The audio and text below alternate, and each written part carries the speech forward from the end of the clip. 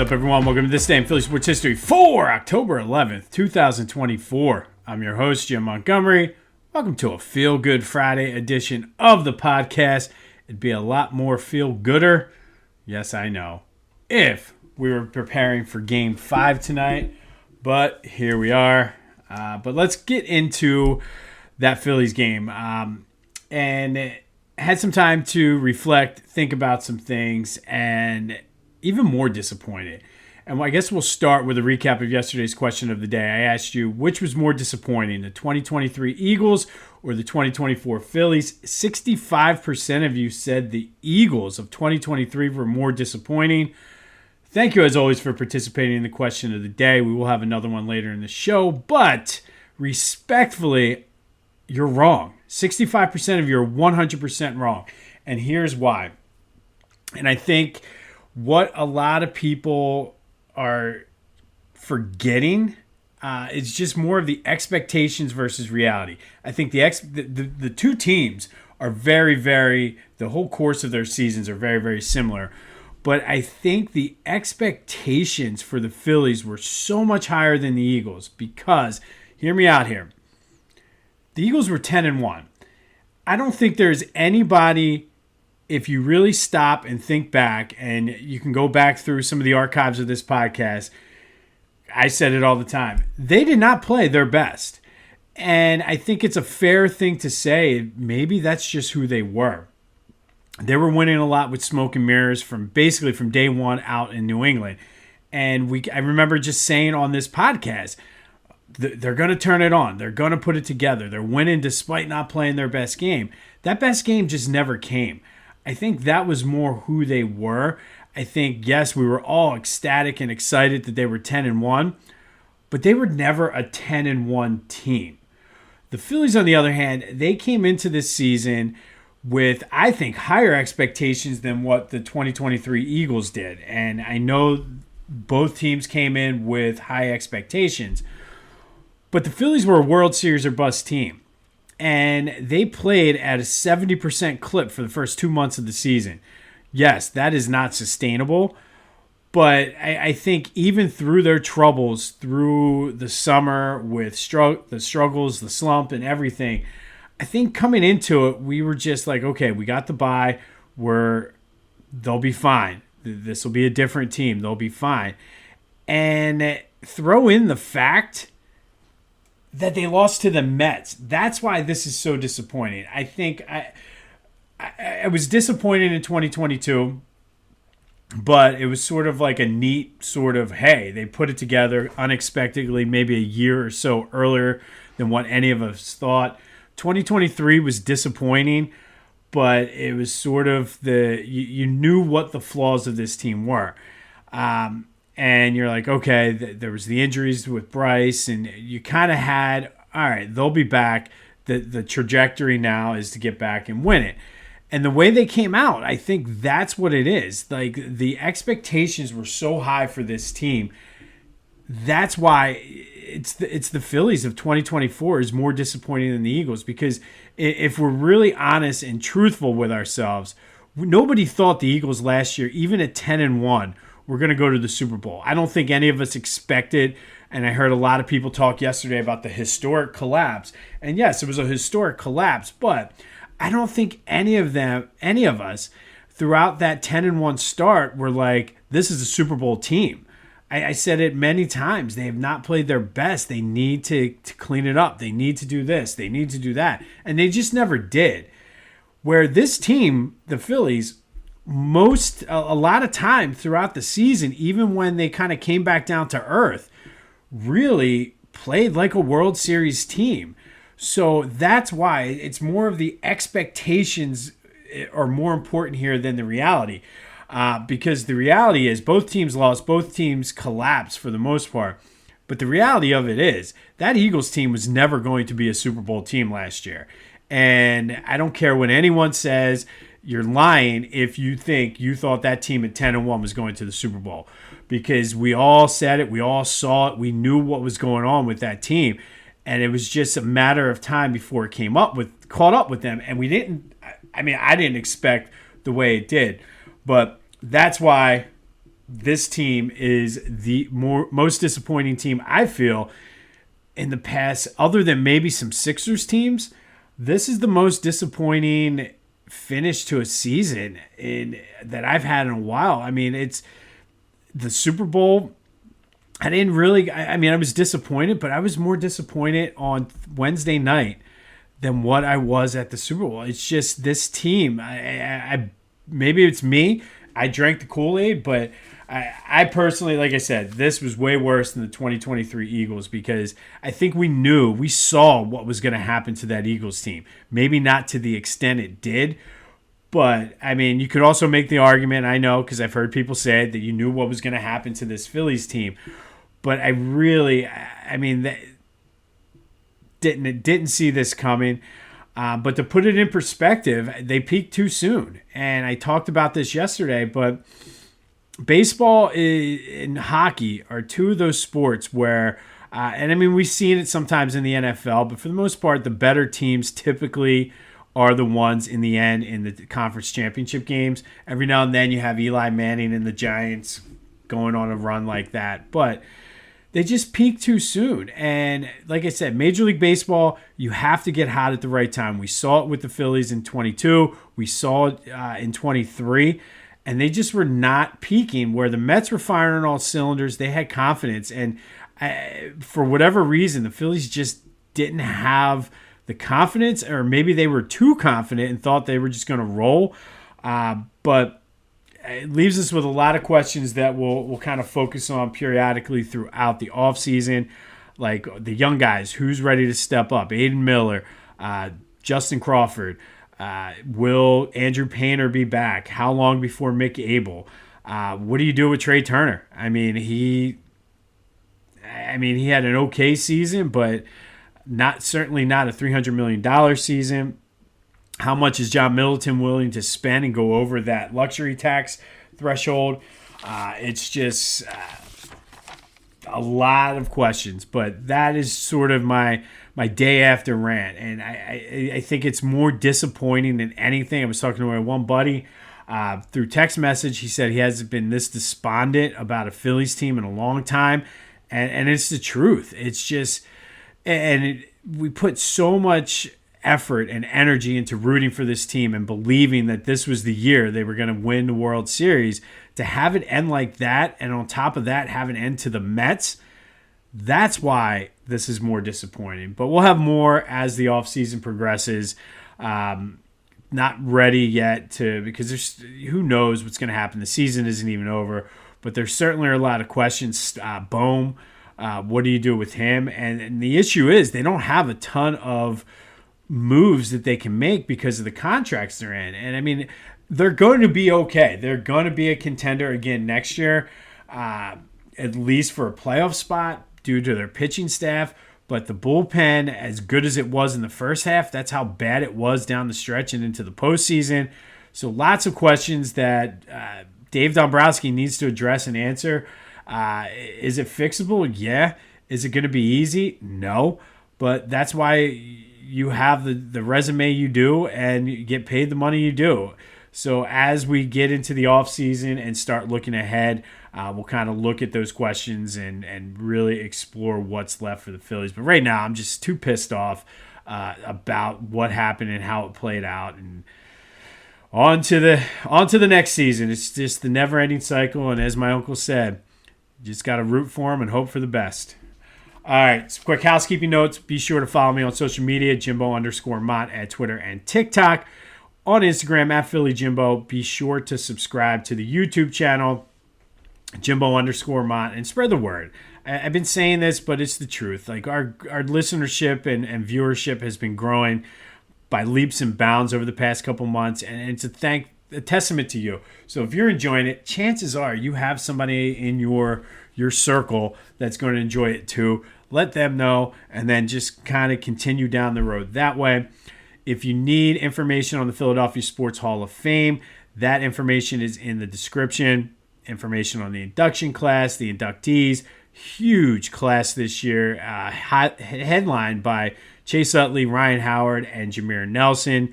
Angelo Cataldi's in there, Rod Brindamore. So a huge Paul Westhead. So a huge Hall of Fame class. So we will get started later in this month on our Hall of Fame spotlight. But check it out. Tickets are still available. All the information you need is in that link.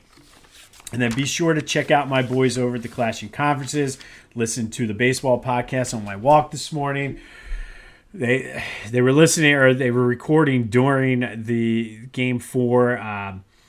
But it was a very entertaining show, despite the fact that I wanted to reach through my phone and strangle Mike. But that's okay. One of my best friends, but he is a Mets fan. But that's available wherever you get your podcasts, as well as on YouTube. Another good episode for football this week as well. And then basketball should be kicking off soon for them. Go to Philly Goat. Get ready for Eagle season. It's so weird that the bye was so early. The second half of Eagle season, they got you covered with all your Eagles needs. Get flyered up, get sixered up. All of those sports are getting ready to kick off. And Philly Goat has you covered. Use the promo code Jim Montgomery to take 10% off your order. That's phillygoat.com. Promo code Jim Montgomery for 10%. And if you want to stash away some Red October stuff, they have you covered there as well. All right, looking at the Eagles. Looks like they're going to be very, very healthy heading into this game against Cleveland.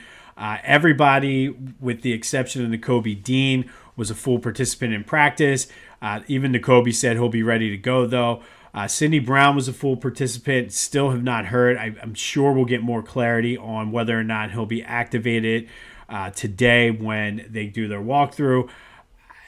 I'm excited about it. I think him being back is going to help the secondary out. You get Avonte Maddox out of there and let this young secondary cook. I think they're going to be, I don't want to jump too far ahead because I'll do this on Sunday, but I think that young secondary is going to be a key to this game. And Cooper DeJean might get the start. Sidney Brown might be playing. Quinyon Mitchell has been outstanding. So let these young guys cook and see what they got. Slay is Slay. Won't get into that, but we'll have more on the injury updates tomorrow. A.J. Brown is going to speak to the media today, so anxious to see what he says. And then on the other side of the ball, the Browns have a ton of injuries.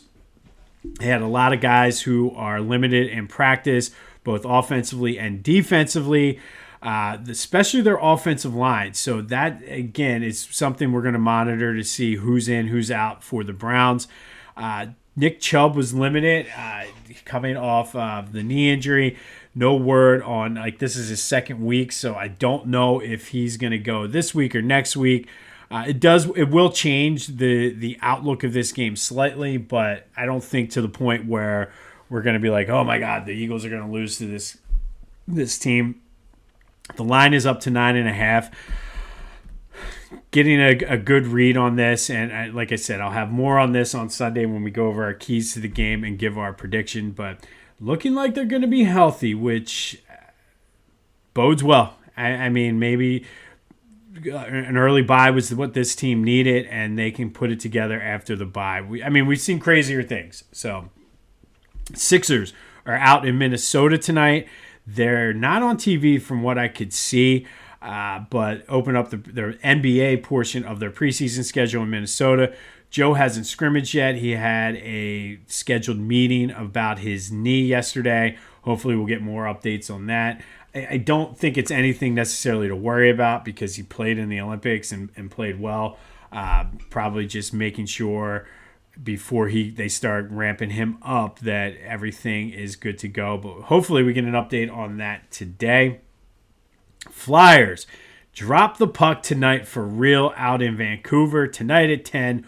Way past my bedtime, but getting excited for that. And as promised, I'll be honest, I don't know a ton of hockey. I've been really working hard to get up my game by following the other teams and everything.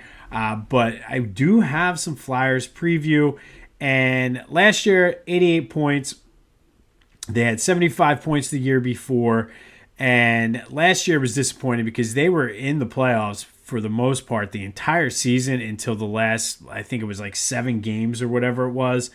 But this is a key year for John Tortorella. And I saw this stat a couple different places. There was an article in the Inquirer about it. And at his previous 2 stops, year 3, the teams have made a huge leap. So when he was at Tampa Bay, they won the Stanley Cup in John Tortorella's 3rd year, and they really took a huge leap. When he was in Columbus, he led them to their first ever playoff series win in franchise history. So year 3 is key for Tortorella. I guess it takes him 3 years to really get his system in, get his players. Now, this is more of a rebuilding project from a Flyers standpoint, but they were on the brink last year, and I think that the stats don't lie. The fact that his teams take that leap in the 3rd year, there's a ton of potential for this team in the future, but I think for this year, obviously the big story all year is going to be Mishkov Mania. I think we're going to see, and I've been watching highlights and really doing research on this. This dude is going to be a game changer, and the fact that he's 2 years earlier than what the Flyers anticipated, I think it's going to be fun. And I'm thinking like, and I know this is lofty and maybe premature, and this is what we do in Philly, but I'm thinking like Eric Lindros's level of difference maker for this guy on this team.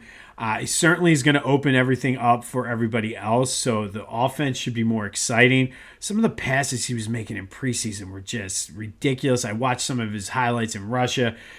This dude is the real deal. And then Jet Luchenko, the 18-year-old rookie they drafted this year in the first round, has really impressed. Nobody really expected him to make the team. So you throw him out there, and I don't know the line configurations. I'm excited to see that tonight. But if you got Luchenko and Mishkov on the same line, that could be maybe not Legion of Doom because of their size and everything, but that could be a fun line moving forward for this season with this team. But Danny Briere has just had nothing but high praise for Jet Luchenko and how much he's impressed them throughout the preseason.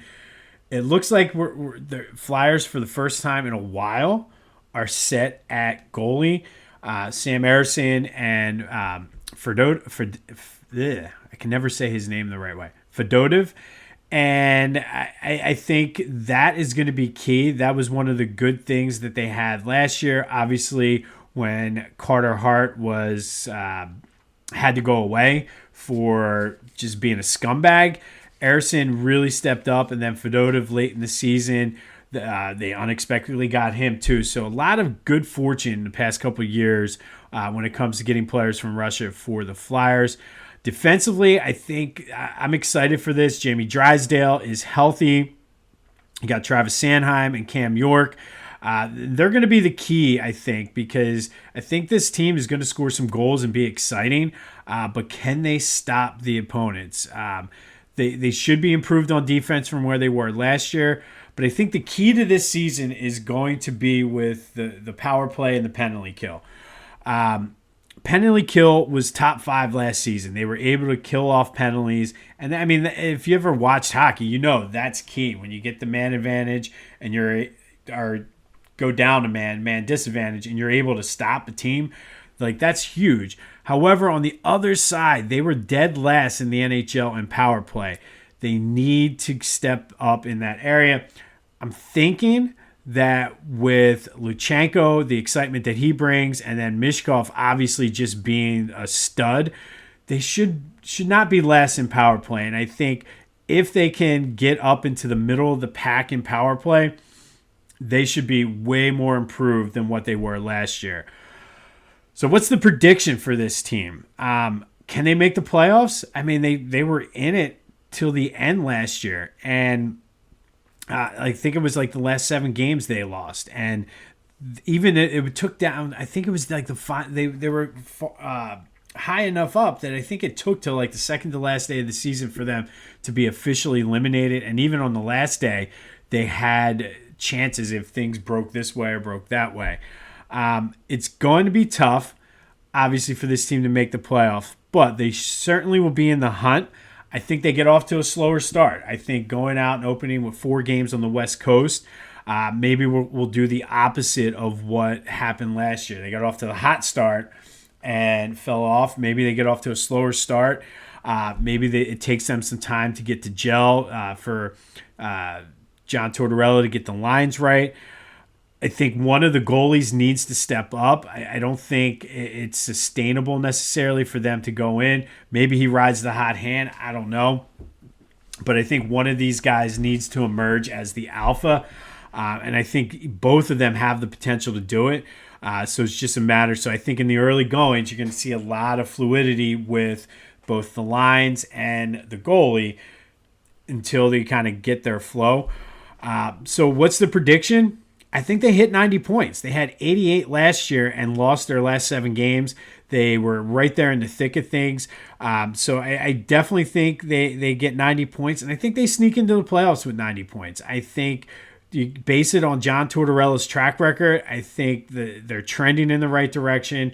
I think that it's going to be an exciting team moving forward. And in the NHL, there's always that one team that comes out of nowhere and surprises. And why can't it be the Flyers?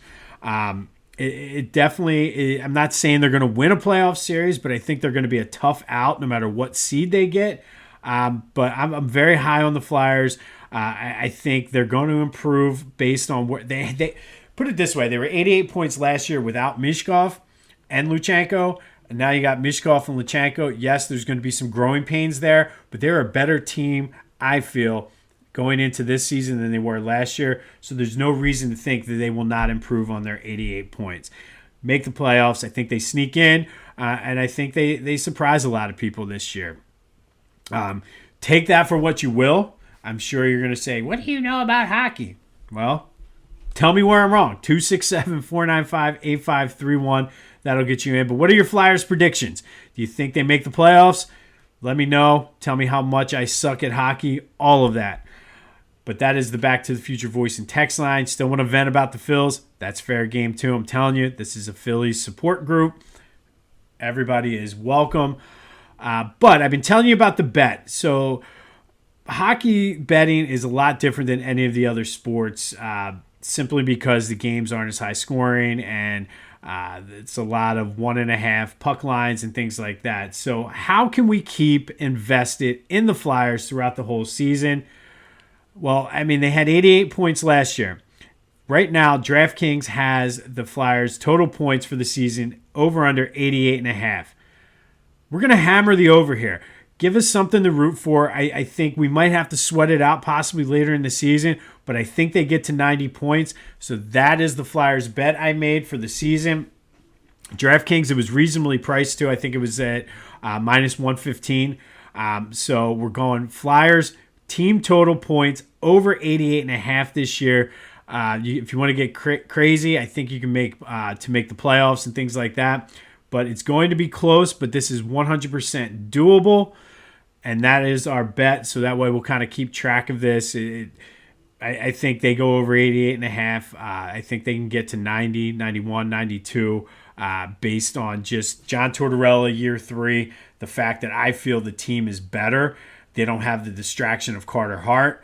And they should have gotten over 90 points last year. So over 88.5 points. That's our official Flyer season bet. Give us something to look forward to and kind of root for all year. But the question of the day, do you think the Flyers make the playoffs? 267-495-8531. That'll get you in. Get that. Anything else Philly sports related off of your chest. All right, today. This is one of those ones of why I love this podcast. It's kind of, I'm still a history teacher at heart. So this is one of those ones that's going to be a little educational as well as entertaining. But today we're going to go back to 1959. And on this day in 1959, the Eagles beat the Steelers 28-24 at Franklin Field. In attendance at that game was Bert Bell, who was the co-founder of the Eagles, was once an owner of the Steelers, former, or I guess at the time he was the NFL commissioner. Unfortunately, Bert Bell had a heart attack in the stands in the fourth quarter. He passed away the next day, but he is Philadelphia certainly, but NFL royalty and Philadelphia football royalty as well. He was an assistant coach at Penn and Temple, played quarterback at Penn. He was a World War I vet. He was a former head coach of the Eagles. Obviously, there are no Eagles without Bert Bell as one of the co-founders. He was a huge proponent as the owner of the Eagles for the college draft, and his plan is still in place today, where the teams with the worst record get the first pick, and basically to allow the teams that maybe finish down in the standings to actually have a legitimate shot to turn things around. So that was Burt Bell back in the 30s who came up with that idea. When he became the commissioner, he was the second commissioner of the NFL. He passed, it was a lot of shadiness going on, and he passed some anti-gambling policies to make it illegal and tougher for games to be fixed and things like that. He oversaw the merger with the All-American Football Conference to help make the NFL bigger and strengthen it. And he was just a huge proponent of spreading the game and growing the game. He was big once the TV started to become big. He tailored the rules of the NFL to make it more enjoyable and better for TV when it came to timeouts and things like that. He's the guy that was like, all right, we need to grow this game on TV. However, we don't want people to not go to the game. So he was responsible for the blackout rules, where if a team does not sell out, the game will not be shown within I think it's 75 or 90 mile radius of the stadium. But again, help just grow the popularity of the game. For better or for worse, he was the one responsible for the Pro Bowl. Also was interesting where you notice like the NFL uses the flex scheduling and things like that. Well, he was big on, even back then, a lot of the better teams wanted to play cupcakes early in the season while the weather was nice, so they could ensure that people would come and they wanted to see the team win, so it would help out gate revenue. And he was like, what if we had the good teams play each other early in the season, the bad teams play each other, so then the standings are a little bit more even at the end of the season. So he was very strategic with the scheduling, used the standings from the previous year as we do now to help create the schedule for the following season. He was one of the first to really recognize and attempt to get the NFL's Player Association to be recognized. The owners obviously didn't want that, so there was some compromises, but he helped grow that to where there is a players' union. But for me, most importantly, he started the end of segregation in the NFL. He approved the Rams to move to LA under the condition they signed Kenny Washington. And at that point, he was like, there was an unwritten agreement between the NFL owners that they would not sign black players. And he was like, no. If you can move to LA, but you have to sign black players. And eventually it was the beginning of the end of segregation. So he was well ahead of his time. But unfortunately, on this day in 1959, Burt Bell passed away at Franklin Field. Well, he had a heart attack at Franklin Field, passed away the next day. Ironically enough, he was the founder of the Eagles, one-time owner of the Steelers, and he died or had his heart attack at a game in Philadelphia where he founded the Eagles and where he was from against the Steelers, who his two teams he got to see, and that was the end of Burt Bell. But football royalty, Philadelphia royalty, and quite honestly, if you're watching the Eagles on Sunday, you're not doing that without Burt Bell. So Burt Bell passed away on this day in 1959 in a game in which the Eagles beat the Steelers 28-24. All right, finally today, our Red October, great game in Phillies postseason history. Not going to go back far, and just a sign and a reminder of what this team could have done. Game 5 of the 2022 NLCS. It was Zach Wheeler versus Yu Darvish. Phillies led the series 3-1. It was a rainy, chilly day in Philly. Rhys Hoskins led off the bottom of the third with a 2-run homer. Padres got one back in the top of the fourth. Then they scored 2 in the top of the seventh, so it was 3-2 heading into the bottom of the eighth. But it was touch and go with the bullpen, and I mean, I guess some things never change. But if you remember, it was dicey with the bullpen there in the 7th and 8th inning. But eventually, the Phillies got out of it unscathed and went into the bottom of the 8th down 3-2. JT led off the 8th with a single, and then Bryce Harper hit a 2-run shot, which was known as Bedlam at the Bank, to put the Phillies up 4-3. Top of the ninth, David Robinson got in a little bit of trouble, and then Ranger Suarez came in and saved the game as the Phillies win 4-3, win the series 4-1, and go back to the World Series for the first time since 2009. The good old days. But we all know how that played out. It was a sign of things to come for this team. But our Red October, great game in Phillies postseason history. Game 5 of the 2022 NLCS. And it's a reminder of what could have been if the team did not disappoint the way they did. On this day in 1959, Eagles beat the Steelers 28-24.